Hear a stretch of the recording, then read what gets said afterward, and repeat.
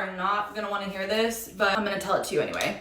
Sometimes you're the toxic one. Most of the time, you're your own worst enemy. Whether we like it or not, we play a huge part in a lot of what happens to us. Not everything, but a lot of things, bitch, okay? We play a huge part in the way that people show up in our lives, and we play a huge part in the way that people treat us and the things that happen to us. There are some situations that I look back on and I'm like, damn, you were a lot of crazy, actually, about some situations and the way that I handled them, the way that I spoke to people, and the entitlement, bitchiness that I had. I look back at some of the shit I used to post. I look at the way I used to just like talk and the validation that I needed, the attention, all this kind of shit that I needed so desperately because I was not okay with myself. Insecurity was my biggest downfall for almost my entire life. I had so much insecurity that I didn't even know what the fuck to do with myself. When you're that insecure and you are so unsure of yourself, in my experience, you tend to fuck up a lot of shit.